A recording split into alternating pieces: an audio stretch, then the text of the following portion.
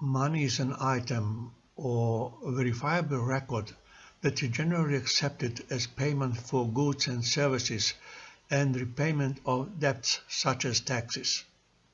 Many cultures around the world developed the use of commodity money.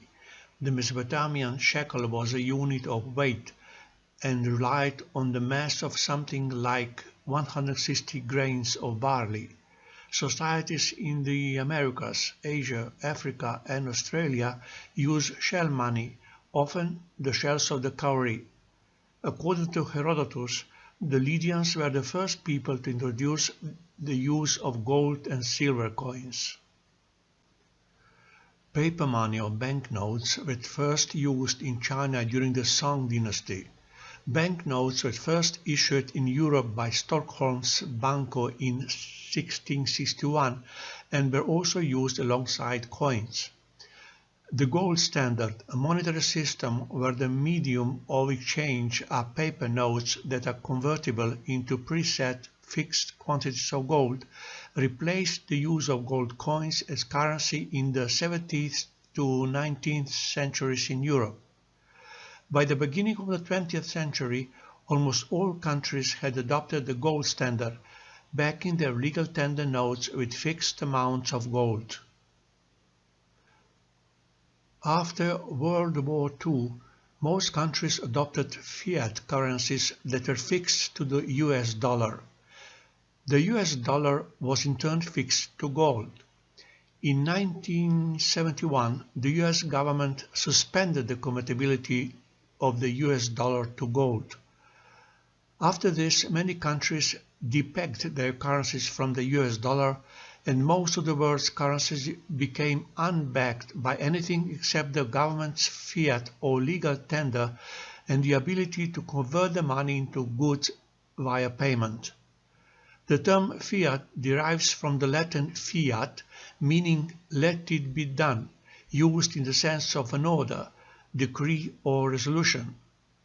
Fiat money has value only because the government maintains its value. What about the value of money in our lives? There is a saying, money makes the world go round.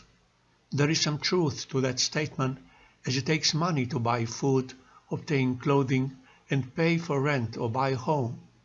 A financial editor writes, "The role of money in society is incredibly important. If money were removed as a means of exchange, we would be in a state of panic and war within a month."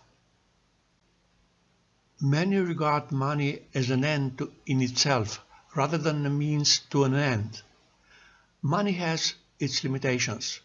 Norwegian poet Arne Garborg said that with money you can buy food, but not appetite, medicine, but not health, soft beds, but not sleep, knowledge, but not wisdom, glitter, but not beauty, splendor, but not warmth, fun, but not joy, acquaintances, but not friends, servants, but not faithfulness. The Bible warns that love of money is the root of all sorts of injurious things, and by reaching out for this love, some have stabbed themselves all over with many pains.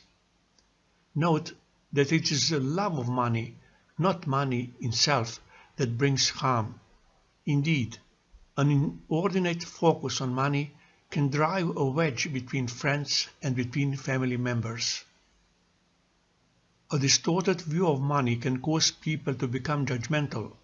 For example, a wealthy person might assume that those who are poor are too lazy to better themselves, or a person with lesser means might hastily conclude that those who have more are materialistic or greedy. The Bible neither condemns money nor criticizes those who have it, even a lot of it. The point is not the amount a person has, but his attitude towards what he has or wants to acquire. Let us conclude with another Bible verse. Let your way of life be free of the love of money, while you are content with the present things.